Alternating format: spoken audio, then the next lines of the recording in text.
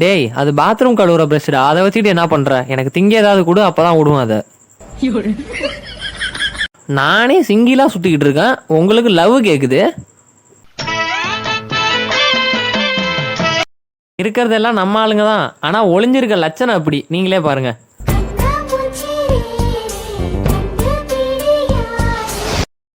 இது action madam. 10 மணிக்கு மேல இவன் நடவடிக்கை எப்படி இருக்கும் தெரியுமா?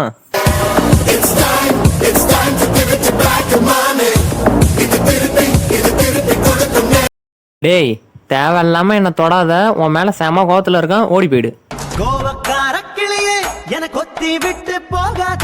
இப்படி ஒரு டாக்டர் இருந்தா நான் மாசம் மாசம் வந்து தடுப்பூசி போட்டு போவனே.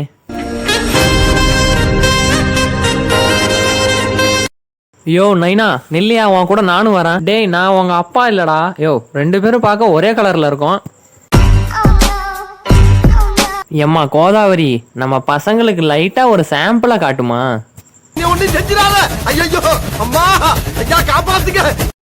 டேய் நான் உனக்கு என்னடா பாவம் பண்ண? நாளைக்கு எனக்கு கல்யாணம்டா.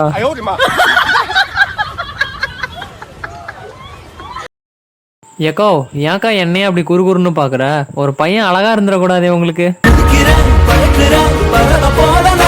நாளைக்கு எக்ஸாம் வச்சுக்கிட்டு வெளியே போய் விளையாடட்டாமான்னு என்கிட்ட கேக்குறியா? மரியாதையா புக் எடுத்து வச்சு பாடுறா. மச்சான் இந்த பைக்ல போய் நான் யாரை கரெக்ட் பண்ண போறேன்டா. காலையிலேயே பழைய சொத்தை திங்காதானா கேக்குறானா பயப்புல.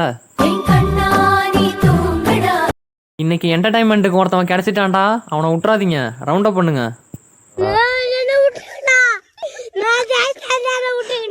சின்ன சேனல் எதா இருந்தாலும் அது கொஞ்சம் ஆதரவு கொடுங்க. உங்க பொண்ணான கையை கொண்டு அந்த பெல்ல தட்டிடுங்க.